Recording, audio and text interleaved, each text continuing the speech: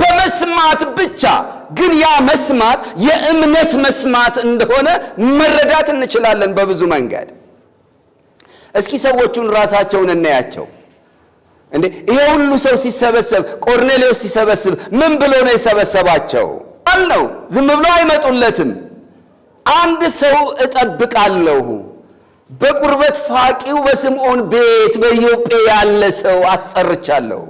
ያስጠራውበት ምክንያት ከሰማይ አንድ ቅዱስ መልአክ የማመልከው አምላክ የላከው መልአክ ከ4 ቀን በፊት በቤቴ ገብቶ ተገልጦልኝ እንዲህና እንዲህ ብሎኝ ነው ልክ አስጠራው ብሎኝ ነው የሚሉ ብዙ ነገሮች እኮ አሉ። ይሄን ሁሉ ነገር ተናግሮ ነው ያ ሁሉ ሰው የሚሰበሰበው። ስለዚህ እሱ ልክ አስጠራና የሚነግርህ ነገር አለ ብሎኛል፣ አብረን እንስማ ብሎ ነው የሰበሰባቸው።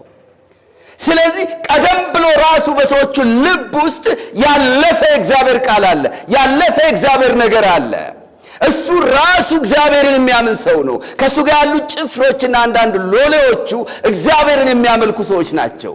ይህን ያህል ሩቅ እንደ ጣዖት አምላኪያንም አይደሉም እኮ እነዚህ ሰዎች። ስለዚህ ቀደም ብሎ የተዘጋጀም ነገር አላቸው። አሁን ከእግዚአብሔር የሆነውን ቃል ሲሰሙ የተናገሩት ምን ብለው ነው? መጀመሪያ በእግዚአብሔር ፊት አለን እኮ ነው ያሉት። አንተም ከእግዚአብሔር የታዘዝከውን እንሰማ ዘንድ በእግዚአብሔር ፊት አለን እኮ ያሉ ሰዎች ናቸው። ስለዚህ አስቀድሞ እግዚአብሔር የላከውን ነገር ለመቀበል የተዘጋጀ ልብ የነበራቸው ሰዎች ናቸው። አሁን እዚህ ላይ ምን ተጨመረ? በዚህ እግዚአብሔር በላከላቸው አገልጋይ አማካኝነት የመዳን ወንጌል ተነገራቸው። የሚቀረው ነገር ተጨመረላቸው እና አያምኑትም። ከነበራቸው የልብ ዝግጅት ስታዩት ልባቸው የተከፈተ ነው። በጣም ነው የተዋጠላቸው። እየሰረገ ነው የገባው። በነፍሳቸው ውስጥ ነው የተዋሃደው። የሰሙት ቃል ከሰሚዎቹ ጋር በእምነት ስለተዋሃደ ጠቀማቸው። መንፈስ ቅዱስ ወረደላቸው። እንዲህ ነው የሆነው። ክብር ለእግዚአብሔር ይሁን እና በቃ በእግዚአብሔር እንመን። በማንነቱ ላይ ራሳችን እንጣል። ከወንጌል አገልግሎት አኳያ ከክርስቲያናዊ የምስክርነት ኃላፊነት አንጻር ሰዎች ሲያጋጥሙን በሰው ልብ ውስጥ ሥራ የሚሰራው እግዚአብሔር ነው። በምን አይነት የልብ ዝግጅት ውስጥ እንዳሉ እኛ አናውቅም። በእምነት እንናገረው። ራሱ እግዚአብሔር በዛው በተነገረው ቃል የሰዎችን ልብ የማሸነፍና የመለወጥ የማዘጋጀት ነገር የሱ ነው። ይሄ በተግባር የሚያየነው ነው። አይሰሙም አይገባቸውም ብለን ያሰብናቸው ሰዎች እንኳን በቃ በእምነት ቃል ስንናገር በኃይል ስንናገር ተለውጠው መሃላችን የሚገኙ ሰዎችን እናያለን። ስለዚህ ሩቅ ቦታ ብዙ ሰዎች አሉት። በቤት አሁን የቀሩ ብዙ ሰዎች አሉት። በስራ ቦታ በተለያየ አጋጣሚ የምናገኛቸው እንደነ ቆርኔሌዎስ ቤተሰብ የተዘጋጀ ነገር ሊኖራቸው የሚችሉ ሰዎች ስለሚኖሩ እንናገር። ቃሉ ይሰራል፣ እንዲሁ አይመለስም። በእምነት ይዋሃዳቸዋል አንዳንዶች። እና ሌላ ስራ የተሰራው ምንድነው? ከጴጥሮስ ጋር የመጡት ሰዎች ራሱ ወደ አንድ ምዕራፍ መሻገር ነበረባቸው። 6 ሰዎች አብረው መጥተዋል። የተገረዙ ሰዎች ናቸው። ከተገረዙት ወገን የሆኑ ናቸው። እና ለነሱ በዛን ለታ እግዚአብሔር የሰጠው አንድ ትምህርት አለ። ትምህርት ብቻ አይደለም፣ የሰራው ስራ አለ። ከነሱ ላይ የጣለው ነገር አለ። በቃ እነሱ እንዲለወጡ የተፈለገበት ነገር አለ። ከራሱ ከጴጥሮስ ጋር የመጡት ማለት ነው። ምንድነው እሱ? ከተገረዙት ወገን የሆኑ ምእመናን በአሕዛብ ላይ ደግሞ የመንፈስ ቅዱስ ስጦታ ስለፈሰሰ ተገረሙ ይላል። የሚገርም ነው። ይሄ አገላለጹ በጣም ራሱ አስገራሚ ነው። በአሕዛብ ላይ ደግሞ የመንፈስ ቅዱስ ስጦታ ስለፈሰሰ አሉ። ምን ነበር የሚጠብቁት ማለት ነው? ከወረደ የሚወርደው በማን ላይ ብቻ ነው? እነሱ እንደሚያስቡት በተገረዙት ወገን ላይ ብቻ ነው፣ በአይሁድ ላይ ብቻ ነው። የበዓለ ሃምሳዕለትም የወረደው እንደዛ ነው። አሁንም ቢሆን መንፈስ ቅዱስ ከሰማይ ከመጣ ሊወርድ የሚችለው በተገረዙት ላይ ነው። እንደው ትንሽ ካሻሻሉት አሕዛብም ቢሆኑ ከተገረዙ ነው ሊወርድላቸው የሚችለው። እንደዛ ነው ሊያስቡ የሚችሉት። እንዴት ሰው ሳይገረዝ ያ ማህተም ሳይኖረው የእግዚአብሔር ሕግ የእግዚአብሔር ሕዝብ የመሆን ምልክት ሳይኖረው እንዴት አድርጎ ነው እግዚአብሔር መንፈሱን የሚያወርድለት? በዚህ ደረጃ ነው ያሉት። ገና ያልተረዱት ያልደረሱበት ነገር ነበረ። ዳግም ተወልደው የእግዚአብሔር ልጆች ሆነዋል እኮ እነዚህ ሰዎች እኮ መንፈስ ቅዱስን የተቀበሉ ናቸው ራሳቸው። እዚህ ደረጃ ላይ ደርሰው አሁን ገና ያልወደቀ ነገር አለ፣ ያልገባቸው ነገር አለ። በተግባር እግዚአብሔር ብቻ ሊያስተምራቸው የሚገባው ነገር አለ። ምክንያቱም በዛን ጊዜ ያለው መጽሐፍ ቅዱስ የሕጉ መጽሐፍ ነው። አስቡ፣ በቃ እስከ ትንቢተ ሚልክያስ ነው ያለው። በዛ መሰረት ከተሄደ ልክ ነው። የእግዚአብሔር ሕዝብ የሚባለው የተገረዘ ነው እና አንድ የሆነ ሰው መጥቶ ላልተገረዙትም እግዚአብሔር እንዲህ ያደርጋል ቢል ከመጽሐፍ በላይ ሊሆንባቸው ነው። ስለዚህ ያንኑ የመገረዝ ሕግ የሰጠ እግዚአብሔር ራሱ እነዛን መጽሐፍት በመንፈሱ በኩል ያጻፈው ራሱ እግዚአብሔር መመስከር አለበት። ላልተገረዙትም መንፈስ ቅዱስ እንደሚገባ ማሳየት ነበረበት እና ለዚህ ምስክር እንዲሆኑ 6 ሰዎች ከጴጥሮስ ጋር አብረው መጡ። ከራሱ ከጴጥሮስ ጋር 7 ፍጹም ቁጥር ነው። በፍጹም ቁጥር በፍጹም ምስክሮች ፊት እግዚአብሔር አሕዛብን ተቀበለ። ያልተገረዙትን ሰዎች ጎበኘ። ላልተገረዙ ሰዎች መንፈሱን አፈሰሰ። በአሕዛብ ላይ ደግሞ መንፈስ ቅዱስ ስለፈሰሰ ተገረሙ ይላል። ክብር ለእግዚአብሔር ይሁን። እንዲህ ያስገርመን በእውነት የጸጋውን ድንበር አስፍቶ የጸጋውን ጅረት አፍስሶ የመንፈሱን ኃይልና ማንነትም በውጭ ላሉት አፍስሶ ብዙዎችን እየጠቀለለ ጌታ ኢየሱስ ዛሬም ሊያስገርመን ይፈልጋል። ያደርገውማል ደግሞ ስራውን ለሱ መሰው። እንደዚህ ነው ያደረገው። እዚህ ጋር ተገረሙ ይላል። ይሄ መፍሰስ የሚለው ቃል ልክ በበዓለ ሃምሳ ላይ የሰማነው አይነት ነው። ሐዋርያው ጴጥሮስ የዛለታ ሲናገር ምንድነው ያለው? የመንፈስ ቅዱስን የተስፋ ቃል ተቀብሎ አለ ስለ ጌታ ኢየሱስ ሲመሰክር፣ ይህን አሁን እናንተ የምታዩትንና የምትሰሙትን አፈሰሰው አለ። ስለዚህ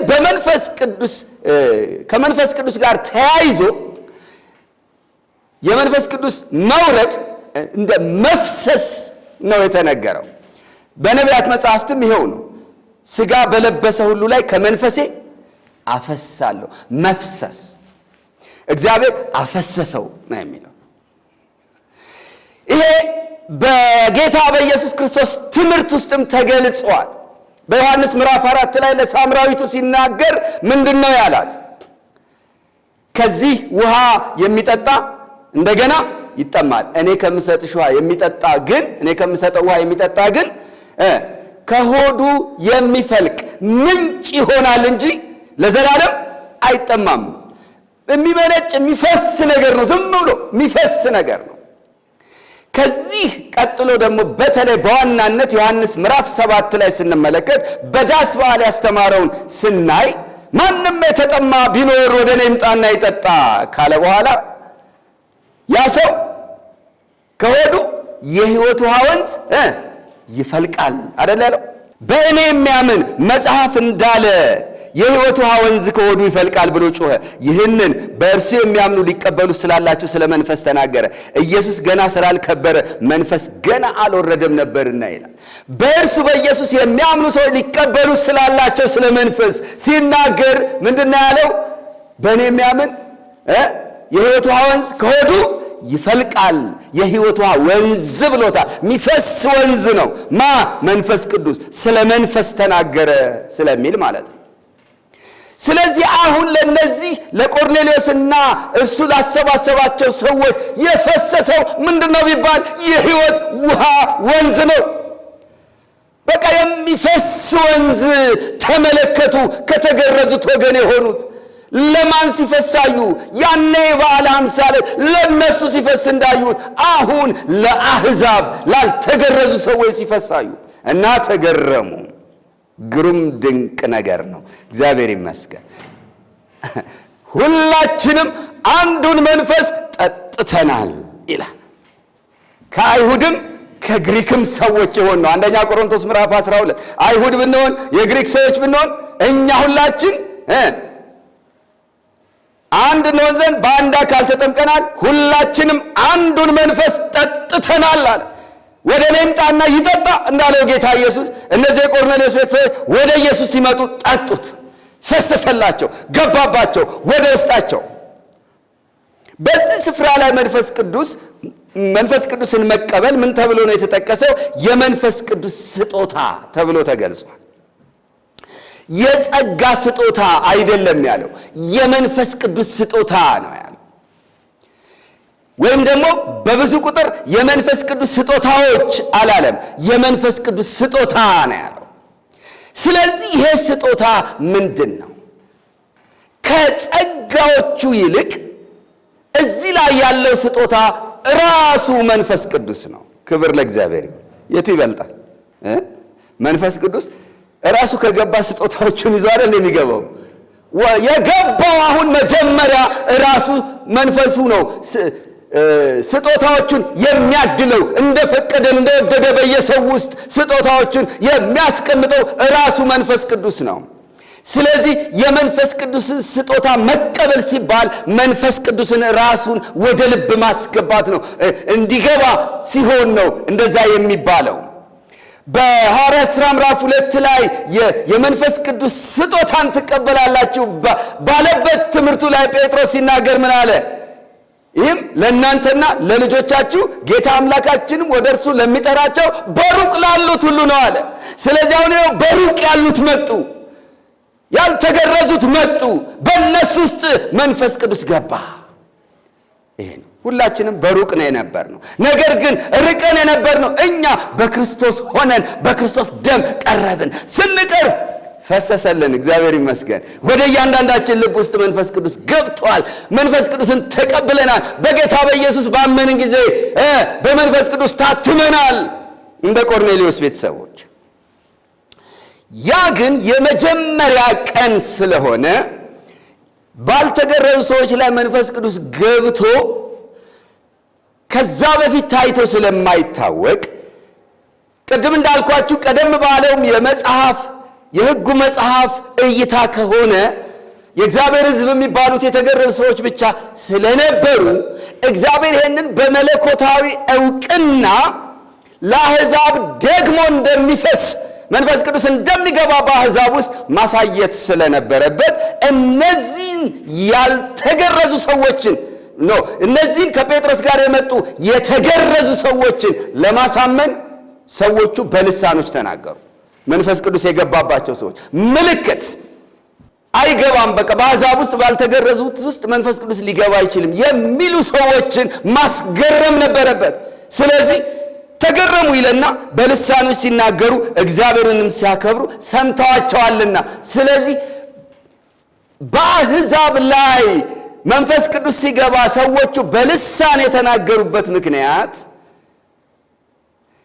ከጴጥሮስ ጋር የመጡት የተገረዙ ሰዎች እንዲያምኑ ለማድረግ ነው። የሚያምኑት ኢየሱስን አይደለም፣ በአሕዛብ ላይ ደግሞ እንደገባ መንፈስ ቅዱስ አሕዛብን እግዚአብሔር እንደተቀበለ ለአሕዛብ ለሕይወት የሚሆን ንስሐ እንደሰጠ አሕዛብም እንደዳኑ እንዲያምኑ ለማድረግ በልሳኖች እንዲናገሩ አደረጋቸው። በልሳኖች መናገር መንፈስ ቅዱስ በሰዎች ውስጥ መግባቱን የሚያሳይ ምልክት ሆኖ ተገለጠ።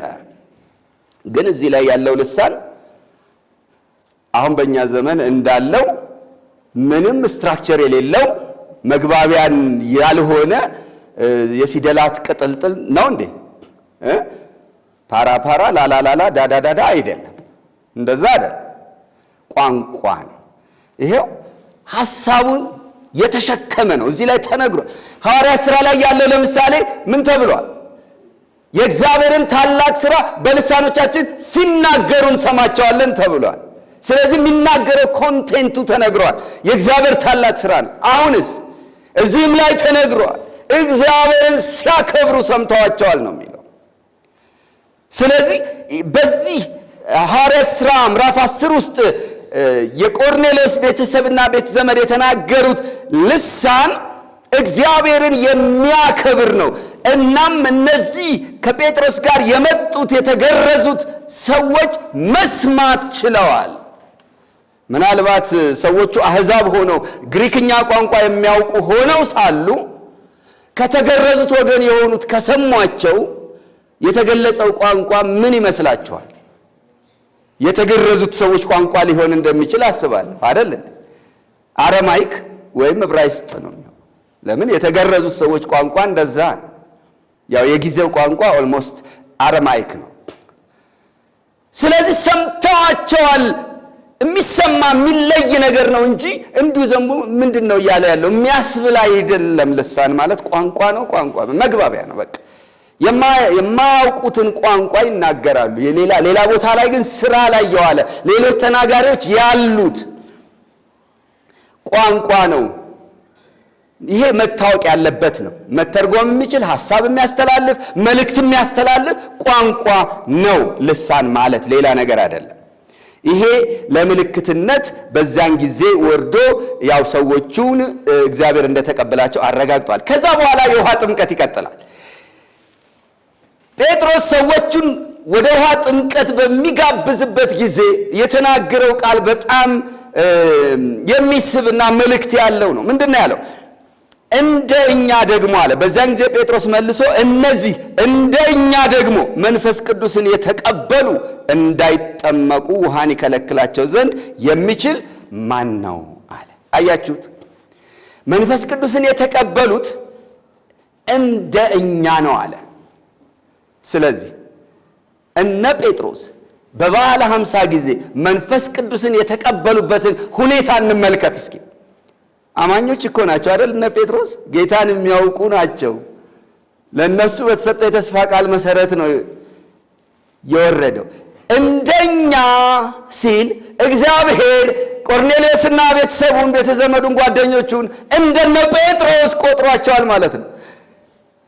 በበዓለ ሃምሳ በደርቡ ቤት እንደነበሩ ታማኞች ደቀ መዛሙርት ቆጥሯቸዋል ማለት ነው። ይሄ የእግዚአብሔር ልኬት ነው። እግዚአብሔር በለካው መጠን ነው መውሰድ ያለብን። በዚህ ደረጃ ነው የተቀበላቸው። የደሙን ዋጋ የተከፈለውን የደም ዋጋ ለነዚህ ሰዎች ቆጥሮታል።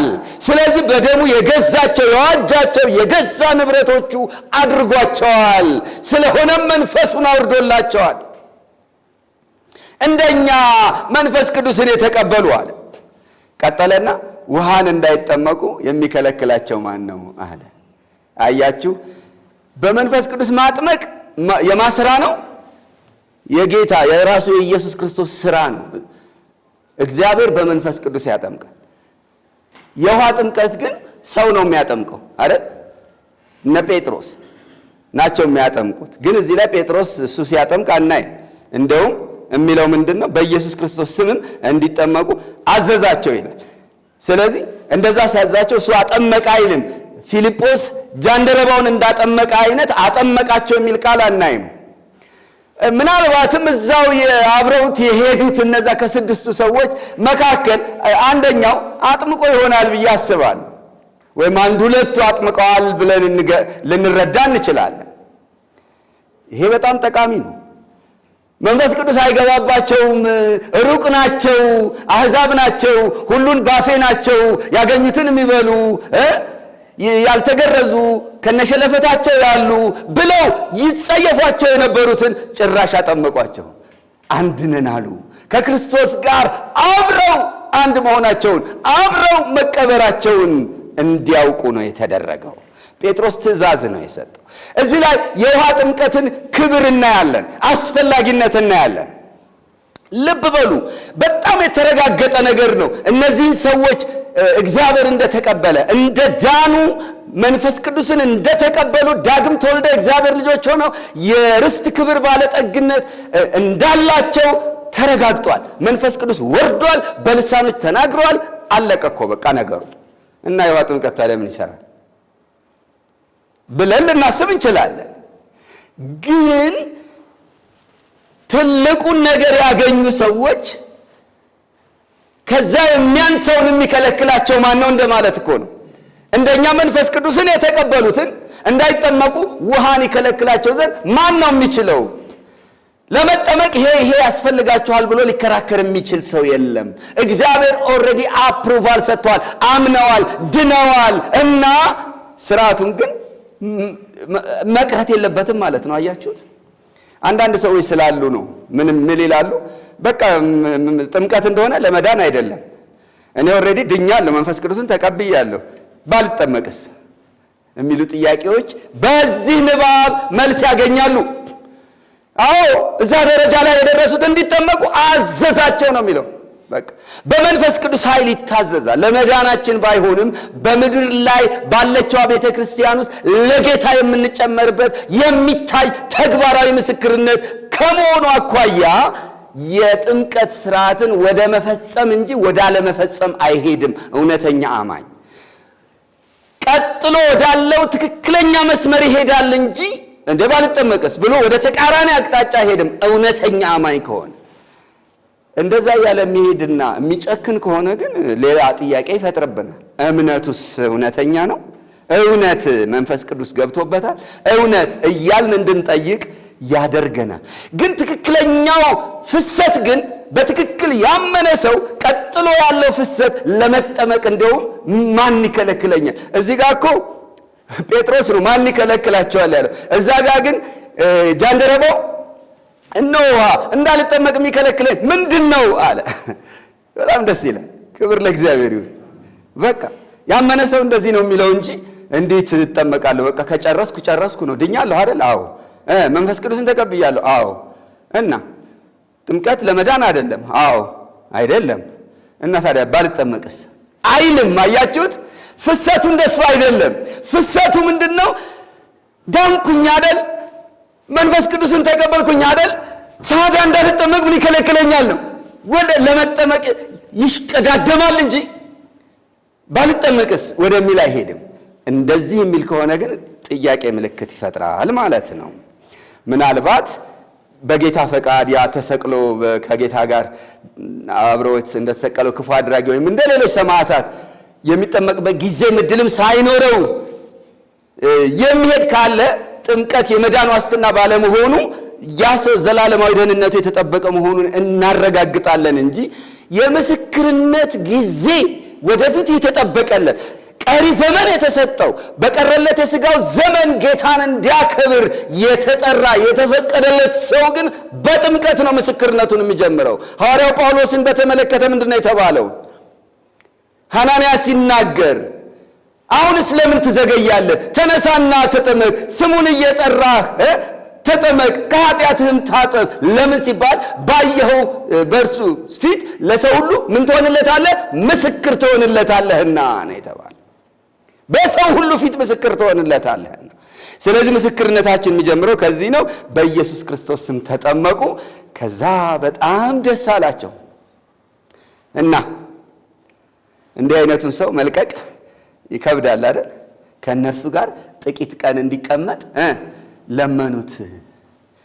በቃ በዚህ ሰው አማካኝነት ነው ይሄን ሁሉ ታላቅ በረከት ያገኘ ነው። ይሄ ሁሉ ተአምር ያየ ነው። ይሄ ሁሉ ደስታ ያገኘ ነው። ይሄ ሁሉ በቃ ዘላለማዊ ዋስትና የሆነ እኮ የመዳን ነገር ሁሉ ያገኘ ነው። ነፍሳችን ድና የቀረችው በዚህ እኮ ነው። በዚህ ሰው ውስጥ የእግዚአብሔር ጸጋ አለ። እነሱ እኮ አሕዛብ ናቸው። እሱ የተገረዘ ነው። ከአይሁድ የሆነ ሰው ነው። ግን መጠላላት ጠፋ፣ ድንበሩ ጠፋ። አረ ጥቂት ቀን ተቀመጡልን፣ አብረን እንሁን፣ በቃ እንጥገባችሁ አይነት ነው። ፍቅር ቦታ ያዘ ማለት፣ መነፋፈቅ ቦታ ያዘ ማለት ነው። አያቸው፣ የመንፈስ አንድነት ተፈጠረ ማለት ነው አይደል? ተሳሰሩ ማለት ነው። እንደዚህ ነው እኮ የምንሆነው በወንጌል አንድ ስንሆን ሰዎች በቃ በእነሱ ላይ ያለውን ጸጋ ስናይ እነሱ ውስጥ ያለው መንፈስኛው ሲገባ አንድ ስንሆን ከዛ በኋላ በቃ መለያየት ይከብደናል። የሚገርማችሁ ነገር አሁን ሰዓቱ ገድቦን ያልቃል እንጂ ዝም ብለን ብንቀጥል አትፈልጉ? አንዳንድ ቀን እንደዚህ ሆናችሁ ያለው እንደው ይሄ ኮንፈረንስ ቢቀጥል ባለፈው ሲያልቅ እንደሱ ነው ብዙ ሰው ሲል ነበር። አለቀ በቃ። የሆነ መንፈሳዊ ነገር ስትነጋገሩ በቃ ደስ ሲላችሁ ልባችሁ ቅልጥ ሲል ከዛ ከምታወሩት ሰው ለመላቀቅ መከራ በቃ አብራችሁ ብትሉ ብታድሩ ትፈልጋላችሁ። ይሄን የሚሰራው መንፈሱ ነው። ከጴጥሮስ ጋር መለያየት ከነዚህ ካጠመቋቸው ደቀ መዛሙርት ከተገረዙ ሰዎች ጋር በቃ መለያየት አቃታቸው። እባካችሁ ጥቂት ቀን ከኛ ጋር ሁኑ። ልመና እኮ ነው ይሄ፣ ወደ ልመና እኮ ነው ይሄ። የሰማርያ ሰዎችም እንዲሁ ናቸው። በቃ ያቺ ሴት ሄዳ ነገረቻቸው። ከዛ ራሱ መጥቶ አስተማራቸው። ትምህርቱ ይጣፍጣል። ተአምረ ግን አላደረገም። የሚገርማችሁ ነገር እንደሌላ አካባቢ ምልክት አላደረገም። ቃና ዘገሊላ እኮ ውሃ ወደ ወይን ጠጅ ቀይሯል። ሰማርያ ሲገባ ግን ምንም ተአምር አላደረገም። ሴትዮዋ ሄዳ ሰበከች።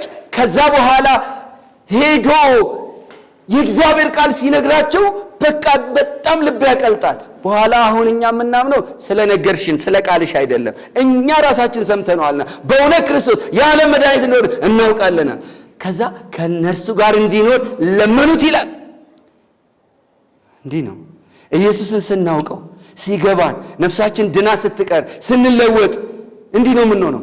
በቃ አብረን መሆን እንፈልጋለን። ጌታ ይርዳን። የጌታ ጸጋና ሰላም ይብዛላችሁ። እግዚአብሔር ይባርካችሁ።